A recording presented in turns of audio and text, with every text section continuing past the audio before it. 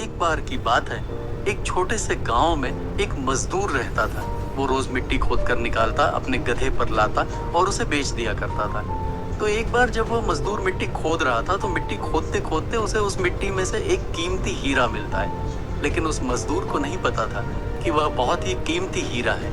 तो उसने उस हीरे को अपने गधे के गले में बांध दिया। एक दिन जब वह गांव से अपने गधे को लेकर जा रहा था तो एक सेठ जी थे उसी गांव के, जो उसी गांव में एक छोटी सी किराने की दुकान चलाते थे। तो उन्होंने जब उस गधे के गले में उस हीरे को देखा तो उस मजदूर से पूछा कि ये तुम्हारे गधे के गले में क्या है, बड़ा चमक रहा है। मजदूर ने कहा कि ये चमकीला पत्थर है, मुझे मिट्टी खोदते समय मिला था।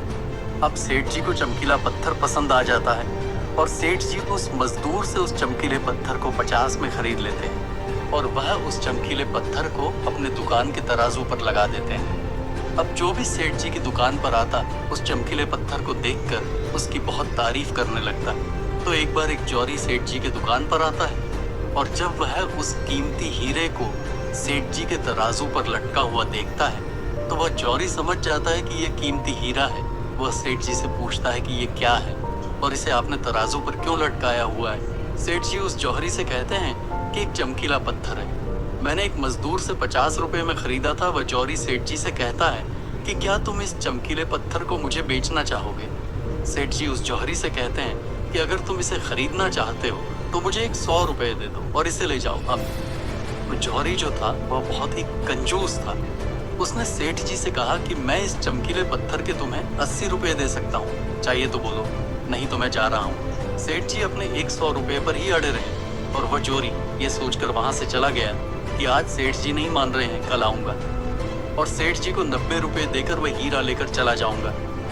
लेकिन हुआ कुछ ऐसा कि उसी दिन शाम के वक्त एक दूसरा जौहरी उसी गांव के रास्ते से जा रहा था और अचानक उसी गांव में उसकी गाड़ी बंद हो जाती है। जब तक ड्राइवर गाड़ी को रिपेयर कर रहा होता है वह जौहरी शेर जी की दुकान पर कुछ लेने के लिए जाता है और जब वह उस हीरे को तराजू पर लटका हुआ देखे तो सेठ जी से उसे खरीदने के बारे में पूछता है। सेठ जी भी उसे वही कहते हैं कि 50 रुपए में लिया था, आपको 100 रुपए में दे दूंगा। वह जौहरी बहुत होशियार था, उसने एक सेकंड भी वेस्ट नहीं किया और तुरंत सेठ जी को 100 रुपए देकर वह हीरा लेकर वहां से चला गया।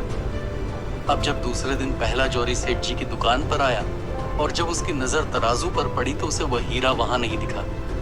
उसने सेठ जी से पूछा कि वह चमकीला पत्थर कहाँ गया। सेठ जी ने कहा कि वह कल तुम्हारे जाने के बाद एक दूसरे साहब आए, उन्हें वह पसंद आ गया और उन्होंने 100 रुपए देकर मुझसे वह खरीद लिया।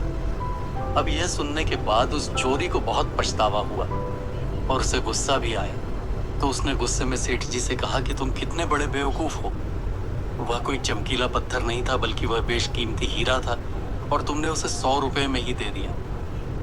अब यह सुनने के बाद सेठ जी ने उस जौहरी से कहा कि साहब, ऐसा है कि मुझे तो पता नहीं था कि वह बेशकीमती हीरा है और आपको ये पता होने के बावजूद भी आप कल मुझसे 20 रुपए के लिए झकझक कर रहे थे।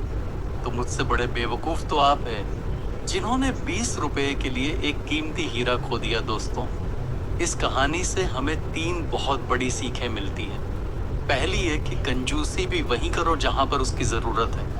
अगर हर जगह कंजूसी करोगे तो अच्छी चीज़ें भी अपने हाथों से गवा दोगे। और दूसरी सीख इस कहानी से हमें ये मिलती है कि हाथ में आया हुआ मौका, अपॉर्चुनिटी हमें कभी भी गंवानी नहीं चाहिए। अक्सर करके हम अपने आप को ब्रिलियंट समझकर कई सारे मौके हाथ से गंवा देते हैं। और तीसरी सीख हमें इस कहानी से ये मिलती है कि कभी भी काम को कल पर मत टाल। एक बहुत पुरानी कहावत है कि कल करे सो आज कर और आज करे सो।